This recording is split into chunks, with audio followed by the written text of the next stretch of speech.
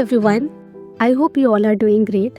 आज है day 21 of our 40 days challenge और जैसे जैसे हम आगे बढ़ रहे हैं एक सेटिस्फैक्शन मिल रहा है कि हम अपना टारगेट पूरा कर रहे हैं, slow and steady but strongly.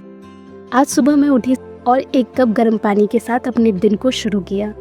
आज का चैप्टर था सोशियो रिलीजियस रिफॉर्म मूवमेंट्स, एक ऐसा टॉपिक जो सिर्फ हिस्ट्री का नहीं, इंडिया का भी सेल्फ अवेकनिंग का पार्ट है। 19th सेंचुरी का पीरियड कॉलोनियल रूल के साथ साथ एक सोशल डार्कनेस का समय था, जहां सुपरस्टिशन, अनटचेबिलिटी, वुमेन ऑप्रेशन और ब्लाइंड रिचुअल्स सोसाइटी के रूट्स तक घुस चुके थे। बट फिर आए कुछ लोग जिन्होंने कहा change has to come from within, और इसी से स्टार्ट हुआ इंडिया का सोशल एंड रिलीजियस रेनेसा। सबसे पहले बात करते हैं राजा राम मोहन रॉय की, जिन्हें हम कहते हैं फादर ऑफ मॉडर्न इंडिया और फादर ऑफ इंडियन रेनेसा। उन्होंने 1828 में ब्रह्म समाज की स्थापना की, जो आइडल वर्शिप, कास्ट डिस्क्रिमिनेशन और आउटडेटेड रिचुअल्स के खिलाफ था। उन्होंने सती प्रथा के खिलाफ ब्रिटिश गवर्नमेंट के सामने कैंपेन भी चलाया और 1829 में सती ऑफिशियली बैन हो गया। उन्होंने वुमेन एजुकेशन और विडो रीमैरिज जैसे रिफॉर्म्स के लिए भी काम किया। राजा राम मोहन रॉय ने रीज़न और रिलीजन को एक साथ जोड़ा। उनका कहना था faith without reason is blind. उनके बाद आए स्वामी दयानंद सरस्वती, जिन्हें हम कहते हैं फादर ऑफ इंडियन नेशनलिज्म भी, क्योंकि उन्होंने अपने आर्य समाज 1875 के ज़रिए back to Vedas movement start किया। उन्होंने कहा वेदास हमें साइंस, मोरालिटी और यूनिटी सिखाते हैं, ना कि सुपरस्टिशन। दयानंद जी ने विडो रीमैरिज, वुमेन एजुकेशन और शुद्धि मूवमेंट के थ्रू हिंदू सोसाइटी को एक नए पाथ पे चलाया। उनका slogan Swaraj is my birth right later Lokmanya Tilak ने भी कैरी फॉरवर्ड किया। नेक्स्ट आए Swami Vivekananda, the spiritual fire of India. उन्होंने रामकृष्ण मिशन 1897 बनाया और स्पिरिचुअलिटी को सर्विस टू ह्यूमैनिटी के साथ इंटीग्रेट किया। उन्होंने यूथ को मैसेज दिया, arise, awake and stop not till the goal is reached. उन्होंने रिलीजन को एक यूनिवर्सल पाथ बताया जो सबको यूनाइट करता है, डिवाइड नहीं करता।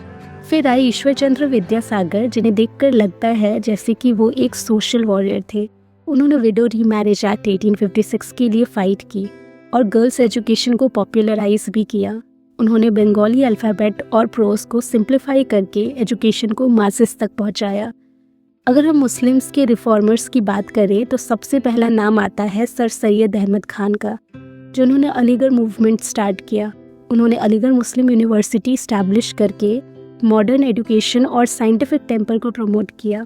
उनका एम था रिलीजन और मॉडर्न साइंस दोनों का बैलेंस बनाना। इसी टाइम पर देवबंद मूवमेंट भी स्टार्ट हुआ, जो इस्लाम को रिफॉर्म करने का एक इंडिजिनस एफर्ट था। उन्होंने वेस्टर्न इन्फ्लुएंस के बगैर रिलीजियस एजुकेशन को स्ट्रेंथन किया और साउथ इंडिया में श्री नारायण गुरु और पेरियार ईवी रामास्वामी नायकर ने कास्ट ऑपरेशन के खिलाफ लड़ाई लड़ी। नारायण गुरु ने कहा आस्क नॉट, से नॉट, थिंक नॉट कास्ट, और पेरियार ने सेल्फ रिस्पेक्ट मूवमेंट के ज़रिए रैशनलिज्म और इक्वालिटी का मैसेज दिया। रिफॉर्म मूवमेंट्स के साथ साथ एक और इम्पॉर्टेंट डेवलपमेंट हुआ, लेबर राइट्स और वुमेन मूवमेंट का राइज। इंडस्ट्रियलाइजेशन के बाद वर्किंग क्लास ने अपनी कंडीशन इम्प्रूव करने के लिए आवाज़ उठाई। लीडर्स लाइक एनी बसंत और पंडिता रमाबाई ने एजुकेशन और जेंडर इक्वालिटी के लिए काम किया। रमाबाई ने मुक्ति मिशन स्टार्ट करके विडो और डेस्टिट्यूट वुमेन को शेल्टर और एजुकेशन दी। एनी बसंत ने थियोसॉफिकल सोसाइटी के थ्रू स्पिरिचुअल यूनिटी और सेल्फ गवर्नेंस का कॉन्सेप्ट प्रमोट किया।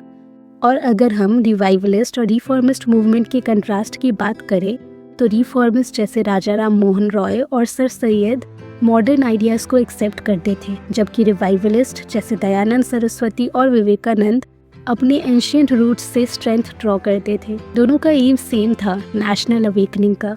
इन सब मूवमेंट्स का इम्पैक्ट ये था कि सोसाइटी ने सेल्फ कॉन्फिडेंस और सेल्फ अवेयरनेस गेन किया। नेशनलिज्म का मॉरल और इमोशनल फाउंडेशन यही से बना। अगर हम सोचकर देखें, यही वो एरा था जहाँ से मॉडर्न इंडिया का निर्माण शुरू हुआ। चैप्टर ख़त्म किया और आज के चैप्टर से हमने ये जाना कि हम सबको अपनी लाइफ में एक रिफॉर्म मूवमेंट चाहिए, चाहे वो हैबिट्स का हो या माइंडसेट का। आज का दिन काफ़ी फुलफिलिंग था। लंच में मैंने बनाया vegetable tehri, simple, flavourful and very tasty, एकदम मम्मी के हाथों वाली। उसके बाद थोड़ा रेस्ट किया और अपना मॉक टेस्ट दिया।